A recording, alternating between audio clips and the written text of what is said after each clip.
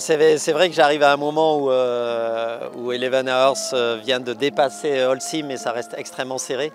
Et voilà, ils sont sur une pente ascendante, Eleven Hours, c'est ce qui me donne aussi finalement beaucoup de pression pour faire aussi bien que ce qu'ils ont pu faire sur les dernières semaines. Et voilà, ça va être une course un peu à match race avec Holcim. Pendant ces 3 jours, on va quand même se surveiller l'un et l'autre beaucoup. Mais tant mieux, voilà, c'est comme souvent à la fin de l'Ocean Race, il va falloir contrôler et les points sont difficilement acquis. Mais voilà, content d'arriver dans une telle disposition avec un bateau qui est en tête de la course.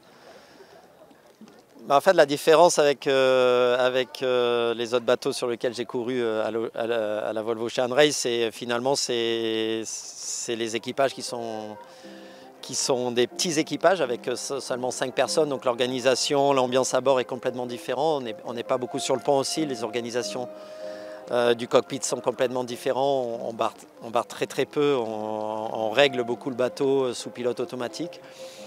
Donc c'est pas les mêmes rôles que l'on demande à chaque équipier, surtout qu'on n'est que 5, ça veut dire que chaque équipier est très important et que les erreurs aussi individuelles peuvent être dramatiques, donc il faut être très concentré et c'est vraiment un mixte entre du double ou du solitaire et une vraie course en équipage. Donc, voilà, j'ai fait les deux, il faut s'adapter avec cette nouvelle formule d'un équipage extrêmement réduit pour des longues courses. Pour gagner, il faut rester constant jusqu'à la fin de la course. Et c'est 9 mois de course avec toujours des hauts et des bas, des incidents qui peuvent se passer pendant la course. Il faut réussir à rester focus, quels que soient un peu les événements extérieurs qui peuvent arriver, les incidents, et se battre pour chaque point, que ce soit du début à la fin. Et on sait qu'à la fin, ça va se jouer à quelques points. Et voilà, tout ce qu'on peut prendre, il faut le prendre.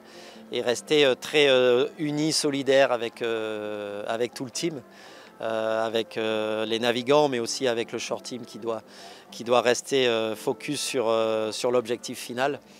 Et continuer pendant ces 9 mois de course à progresser. Et je pense que celui qui reste toujours avec cet état d'esprit positif arrive au bon point pour le sprint final. Et j'ai l'impression que Eleven Hours a fait un bon travail et a pris les bonnes voies il montre aujourd'hui que le résultat est là et ils sont présents pour bien finir et gagner cette course.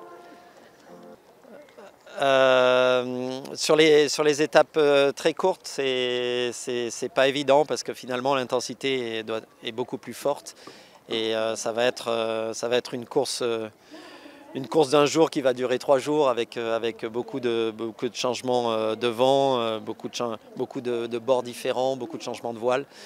Et voilà, ça ressemble à une étape de Figaro pour les Français qui connaissent ce type de course. Et c'est très excitant d'avoir cette intensité pendant 3 jours de course avec un équipage réduit et avec des bateaux extrêmement intéressants. Il va falloir être dessus et tous les mètres gagnés seront importants.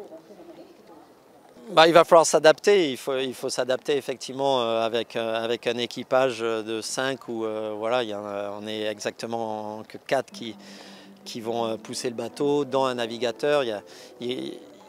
Par moment on va faire du double ou même du solitaire quand on est sur le bateau, donc on a une grosse responsabilité.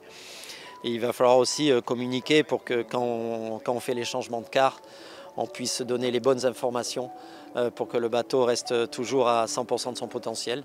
Voilà, c'est plus compliqué dans un équipage réduit qui tourne parce que c'est souvent